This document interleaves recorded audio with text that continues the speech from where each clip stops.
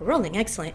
Jose Villa from Census is here with me today. Thrilled to have you here to talk a little bit about your company and, as president of Census, what your vision is for the company and the great work that you're doing. I understand you have a big announcement that you've just made here at Hispanicize. That's correct. Yes, thank you for inviting me. We every year at Hispanicize we always make a big announcement, and this year we're announcing the launch of our earned media practice, which is part of the evolution and growth of the agency. We've always been very digitally focused at Census, done a lot of social media work over the years, but this year we've decided to formalize that into a much more sort of holistic, what we call sort of a 360 practice, that's combining social media with public relations and content marketing. So as part of the broader agency services as a fully integrated ad agency. That's great. And what inspired you, Jose, to lead your company in that direction? It's really where the marketplace is going. People have been talking a lot over the years about, the sort of the poem model, paid, owned, and earned media, the importance of taking a balanced approach to marketing. Everything is not paid media anymore. It's becoming harder and harder to just interrupt consumers with paid messages that they don't want. And we see, and our clients are demanding more content that's relevant and help on how to get that content in front of them in ways that's organic, that's relevant, that's tied into consumers' lifestyles. That's great. So for someone who doesn't know this kind of agency and advertising background, right? You and I share that discipline and that passion. But so for someone who's a newbie who doesn't really understand when you say earned media, what that means, can you tell us a little bit more about that? Yeah, and it's a fancy term that we use for something that's not all that fancy. So it's it's basically as the word "earn" describes it, you're earning the impression, right? You're getting a consumer to have some type of an experience to either show up at an event like Hispanicize and interact with a brand like Target or Toyota at a booth, or reading an article that mentions something about the organization that we're helping to try to promote, a blog post, an influencer who's talking about or integrating a brand into their content, creating a YouTube video that incorporates a product that we're trying to help our client promote. So it's about being basically not paying for it in the traditional, you buy a TV ad space, or you buy a print ad or a radio ad. You're actually trying to get into the music that's on the radio, or you're trying to get into the programming that's on TV, as opposed to paying for it in an ad space. That's great. So, Jose, you alluded earlier that there's been some kind of movement in media and in this world, the agency world and the advertising world, and what people are responding to and what they're not. Right. And so how long have you been president of Census for? So I've been the president of Census for 17 years. So I started the agency a long time ago, it's been an evolution. Started the agency. We were originally 100% focused on building websites when we first started. So we were very much a technical. I wouldn't even call us an agency at the time. We were more of a web design shop. And then over the years, we've expanded from sort of that core, sort of technical digital capability to online marketing. And from there, we expanded into full service marketing, sort of traditional like TV, radio, outdoor advertising. And then this latest sort of evolution is to include earned media as part of what we do. So, at one point I did everything at Census. So, sort of entrepreneur in the truest sense. Right. I've written copy for ads. I've trafficked banner ads. I've coded, not very well. I've designed web pages, again, not very well. I learned as an entrepreneur to, when possible, hire people who are a lot better at those things than I am. So, but yeah, I've been doing this for a long time. And so 17 years later, you have this new landscape, you have a new way that you're pivoting and kind of interacting and offering new services, and you have a team that supports you. Correct, yeah. So, this is I have no point of reference, I guess, because I can't compare it to the 80s or the 90s because I wasn't really working in the industry at the time, but this industry is changing so fast. we're constantly evolving what we do and what we offer, because if we don't evolve and grow, there really doesn't seem to be an option. You become irrelevant very quickly in this business. So, we're trying to stay ahead of the curve, and the curve moves very quickly in marketing and advertising. Consumers are changing so rapidly, and we're changing to address that, to help our clients better reach their targets. Can you tell me a little bit more of your team? So who are the players today at present, 17 years later? Yeah, the agency is structured in disciplines and departments. So I mentioned earned media. So our earned media practice is run by Romina Bongiovanni, who we announced this week had joined Sensis, former great. VP of Multicultural at Edelman. We have a paid media team at Sensis that's run by Ken Deutsch, who's a 30-plus year veteran of both Hispanic, general market, advertising, media, planning and buying. We have a couple of creative leads at the agency. Manaf Nakib is our digital creative director. Javier San Miguel is our traditional creative director, and we have another creative director in Washington, D.C. named Philip Wilson. And then we've got our strategic planning department that is run by Beatriz Mallory, who's also a veteran of the Hispanic, general market, advertising world. And then account services. Account services is run by Gloria Johnson, who comes from the Asian marketing background. And we have an interesting agency because we have kind of built a group of people that come from Hispanic advertising communications, African American marketing communications, Asian marketing communications, general market. So we are sort of a combination of what you typically see in silos at other agencies. So, agencies that just focus on Asian or just focus on Hispanic. We've actually built a cross-cultural team to be able to then offer cross-cultural services to our clients. Got it.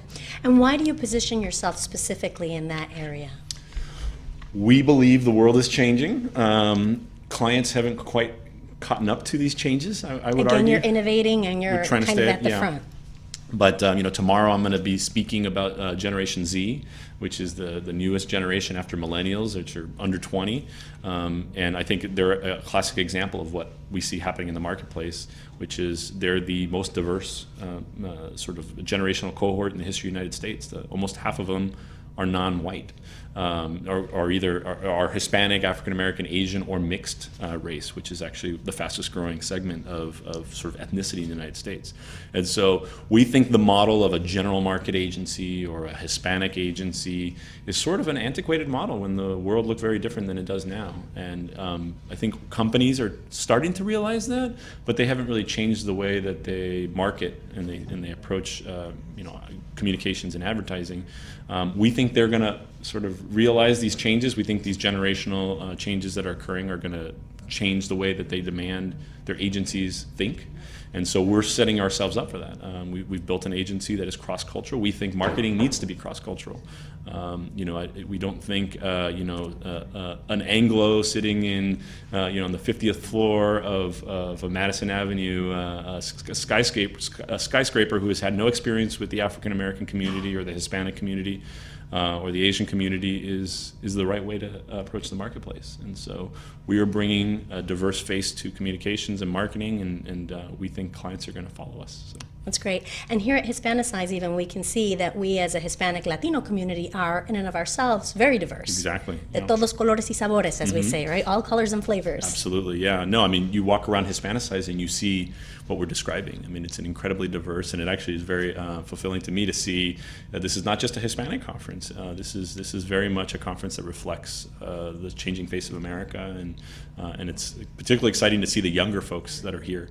That are Generation Z, that are really embracing this new world of being content creators, of being the prosumers, the professional consumers who are influencing, who are talking, who are writing, who are very active, and are not just passive consumers, which is another thing that I don't think a lot of advertising and marketing folks have really truly embraced, is the fact that the way marketing works now is not about just pushing a message down somebody's throat. It's about working with the consumer. The consumer is part of the message, and you have to sort of make them part of your team. So you've talked a bit about Generation Z, and I want to go back to that in a moment. That's fascinating, Generation Z. But before we do that, let's talk about the Latino millennials, the Latina millennials that everyone is talking about. Yeah. So how is your agency engaging that cohort? Yeah, we've been, for the last year and a half, actually at last year's Hispanicize, we unveiled our Hispanic Millennial Project, which is a research project that we partnered with a great market research firm called Think Now Research. And we've been publishing this over waves. We've really been pushing forward the conversation around millennials. For us, what we were trying to do is advance the discussion. We found that a lot of the descriptions of millennials, particularly of Latino millennials, was very simplistic, generalized, I would argue stereotypical, and we felt that it was time to sort of dig deeper into, who are Latino millennials, how are they different from their older generation, what are the differences between a foreign-born Latino millennial versus a U.S.-born, and what we've actually started to do in the last couple months is expanded that into African American and Asian millennials and comparing these different groups. Very So interesting. it's been a fascinating journey for us and our clients and publishing all this research, and our hypothesis has borne out that this is a very diverse generational cohort. A U.S.-born Hispanic millennial living in Los Angeles is completely different in many ways from a foreign-born immigrant, Latino millennial who's living in Charlotte, North Carolina. And so our research has brought a lot of that to light.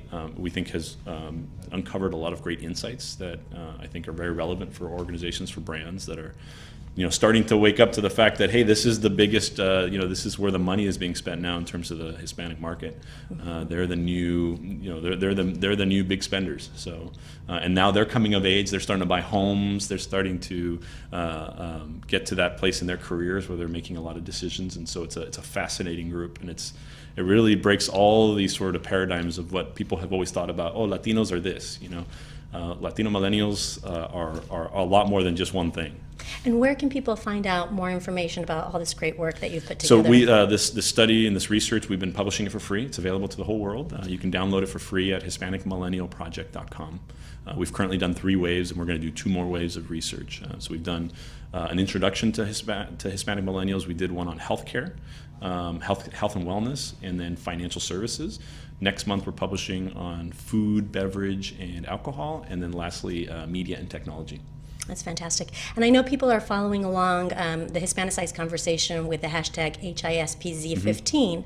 Is there a similar hashtag through which you're having a conversation about the millennials and the other work that you're doing for your agency? Yes, we're using the hashtag Census360 to push along the dialogue and conversation about the growth of Census and this new idea of true integration in marketing communications, and that we think the launch of our earned media practice is a good example of. And then we're also using the hashtag HMP, Hispanic Millennial Project, for conversations around the Hispanic millennial and a lot of the research that we're pushing out.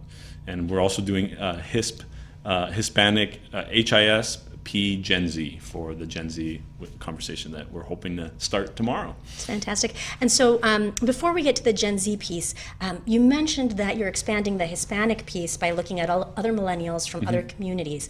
Can you give us a little bit of a teaser of some interesting facts that you found? Yeah, it's interesting. We expanded the Millennial Project to look at African American and Asian in the last wave we did on financial services. So attitudes about wealth, relationships with banks, financial services institutions, attitudes about things like insurance, even technology, how millennials want to interact and do transactions. So it's interesting, some tidbits that came out. The Asian millennial is you could argue the most prudent financially in terms of accumulating very little debt and using a broad array of financial products. The African American millennial is not, surprisingly not the most financially challenged. Actually, that's the U.S.-born Hispanic millennial that we've seen from our, but is the one, we've seen from our research that African American millennials sort of carry the most amount of stress when it comes to finances and concerns about their finances. Interesting. I'm very aware of and very focused on building wealth, which is interesting. Is that unpacked at all as to why, or is that going? Yeah, too we're gonna deep go. We're to- gonna go a little deeper into that with some qualitative Intriguing. research. Yeah, but it's kind of uncovered an interesting little nugget there that we want to dive into. And then the Hispanic millennial. I think just to kind of round out the discussion, I think it's interesting. We've seen that the U.S.-born Hispanic millennial is the one that's most in debt, primarily because of student loans, their attitudes about spending tend to be a little looser than the foreign-born. Not surprisingly, foreign-born immigrant, much more financially prudent. So. Does it reflect their Asian counterparts, or not to that? Yeah, level it's of interesting. prudence? The foreign-born Hispanic millennial is closest in attitude and behavior to the Asian millennial, Interesting. not to the U.S.-born. Even though the majority of Asian millennials are U.S.-born. So. So something happens in that generation. Yeah, with it's interesting. Hispanics. Yeah, it's very Intriguing. interesting. So Generation Z, it sounds like that's something that's very exciting right now Yeah. for you and your agency. So you mentioned you're about to unveil that conversation. Yeah, we're going to start here at Hispanicize. We're going to start the conversation unveiling some initial research that we've done. We're going to be unveiling a brand new study at the end of the year. Okay. But we're going to sort of preview some of the interesting areas that we're going to delve into in that report, in that study here at Hispanicize. So it's sort of a sneak peek. Great. And what excites you about Generation Z? A lot of things. It's very, there's a lot of good news from what we're seeing with That's Generation great. Z. Yes, they're very, they're very entrepreneurial. They're very much the do-it-yourself generation who are teaching themselves, are very proactive learners. There's a lot of interesting data that we're starting to see about their attitudes towards education. They're very focused on higher education, see the value of it, particularly Hispanic Gen Z. But it's also interesting. There's one of the things that we found in our research is that most Generation Z their parents are Gen Xers. I'm a Gen Xer. My kids are Gen Z. But when you look at the Hispanic population more generally, the majority, a large chunk of Gen Z Hispanics, their parents are actually millennials, not Gen Xers. And you would think that they would be more like millennials and share a lot of the attitudes with millennials, but they're not. They're actually a lot more different from millennials. They're more like Gen X, the Hispanic Gen Z. So it's interesting. They have very different attitudes. Even about technology, this was one that really surprised us, is they are looking for that balance and not so wanting to be online all the time and connected to technology. They are very much about the importance of physical contact. I know a lot of people in society are worried that we're becoming too tech addicted and that we're losing social skills and that we no longer can relate to each other. I think there's a hopeful sort of insight from what we've seen that Gen Z is kind of pushing back on that and saying no, it's important for us to spend time with people physically, not just online. So they are going to bring us back to a balance. I think from so. what I you're think saying. if I'm being hopeful here and optimistic. You're being I think futuristic. So. I love yeah, it. I think so. Great. I think so. I think there's a natural sort of balance that occurs. I think maybe millennials pushed it too far, and I think Gen Z is going to bring us back to kind of that balance. So taking kind of this more futuristic view, I'd like to get your perception, your take on the Latino community and where we're going, right? We talked about your path as president of Census over the course of the last 17 years. You've also been working with Hispanicize since its inception several years ago, and you've seen the progress of that. So let's do kind of a present state analysis where you think we are right now Okay. as it relates to the community brought together by Hispanicize and the Latino community overall. And then where do you think we're going in this futuristic take? Well, I'm also optimistic about where we are and where we're going as a Hispanic community. I see Hispanicize as sort of a microcosm of what's happening more broadly in the Latino population and the Latino community in the United States. I'm very encouraged by the level of entrepreneurship. Every time I come to Hispanicize, you could easily call Hispanicize an entrepreneurs conference or a small business summit because everybody here is un emprendedor, is launching something. They might have a full-time job somewhere, but they're gonna launch a YouTube channel. Their side hustle. Yeah, everybody's got a side hustle, and it's great, right? I mean, they're there's been some disturbing studies in this country about the gap between new businesses that are being started and new businesses that are failing. And it's the first time in our history that there's been more failures, more businesses are dying than are being born, right? We worry about that with the population. We've been seeing that with business in this country. And I believe that Latinos are going to save us from that. I think we are the most, one of the most entrepreneurial groups in this country. I think it's in our bones. It's in our culture to start things, to solve problems, and to do it oftentimes through business. To me, Hispanicize, you see it everywhere. Everyone, I think they're going to help sort of take the United States to the next level. I'm very optimistic about it, and I think Hispanicize is part of that catalyst. I think it's also, I would argue, part motivational conference. It's very exciting as an entrepreneur to be here. There's a lot of energy, and it's contagious. That's great. Taking kind of a slightly different perspective, what do you think are the biggest challenges that are facing us as a Hispanic Latino community? It's a good question. I think many of us Latinos in this country, I think we struggle with maintaining our culture and that constant sort of point of tension, as I would call it, between sort of assimilation and sort of embracing this is our home, this is our country, but also being proud of who we are and how we're different. I think that's always. I think that's for all immigrant groups, but obviously with a lot of the discussions around immigration and some of the unfortunate backlashes against that I think we struggle with. How do we maintain our identity while also being part of this broader fabric of the United States? I am concerned. There's one area that I do see that concerns me, which is sort of some of there's a lot of good news about education in the Hispanic community in terms of high school graduation, entering college. But if you actually delve into that research, you'll see that there's a big gap between males and females. I think we've made a huge advancement with regard to Latino women. They're starting businesses more than any other group. They're graduating from college. They're going to graduate school. But there's a gap with Latino men, and it really concerns me. I think it's an area that doesn't get a lot of attention, and I think we need to figure out what's going on, because that could have huge ramifications for our community in the future. Not getting educated, not being able to be part of the American dream. So we saw something like that with the African American community. Is that a similar? That's what worries me, right? That we're seeing that similar gap, and I somebody smarter than me will be able to help figure out how we solve that. But that is you've seen a lot of that in the African American community. There's definitely an education gap that's developed between African American women and African American men, and that's a problem. So do you think maybe the entrepreneurial route may be a path towards? Yeah, absolutely. Folks and I'm a big forward? believer that education is not, there's not just one type of education. It's not just a 4-year degree.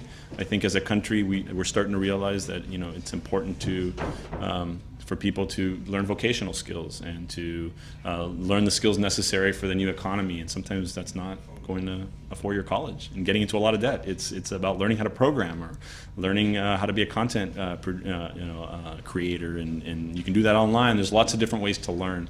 But I think that the solution there is sort of all of the above, and making sure that the Latino community realizes there's many paths to prosperity in this country, and encouraging them to educate themselves in.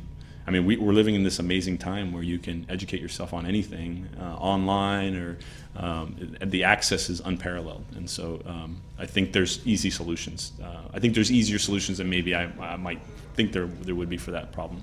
So as a successful entrepreneur, leading Census as president, and the trajectory of the last 17 years, you are a role model, right, for many of these young folks, right? They can see this is a person who has started, their own enterprise and is succeeding, and has been succeeding. What words of advice would you have for our youth who are, looking to someone like you and saying, gosh, how did they do it, and how can I do it too?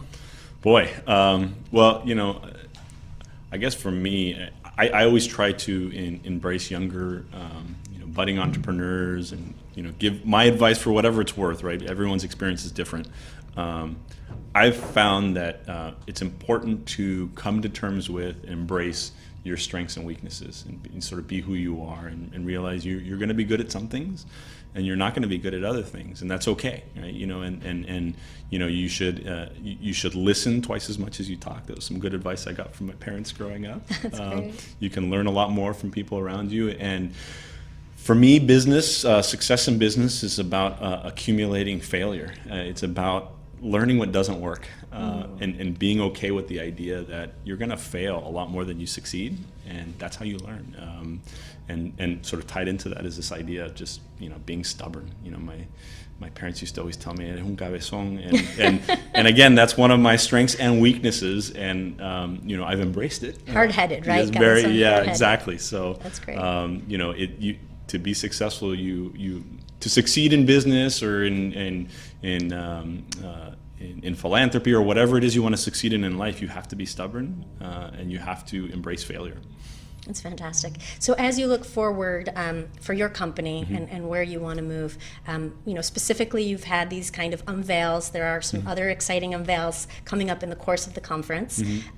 But where do you hope to see yourself long-term in the course of the next 5 to 10 years? Yeah. Well, my goal is to grow Census and to be an active contributor to, I think, a more diverse approach to marketing and communications, a different way of a cross-cultural approach to marketing and communications. So, I hope to, change the way we do things in the marketing and advertising industry, and have fun doing it. At the end of the day, I am very lucky. I feel very blessed to work in an industry that is so much fun. And over the course of the next 5 to 7 years, hoping to grow the agency, and also to give back in many different ways. I'm serve in boards and work with nonprofit organizations. There's so much desire in this country to understand and embrace the new diversity here, and however I can help with that, I'm very passionate about that. Thank you so much for leading the way on so many levels for our community in this space. Thank you.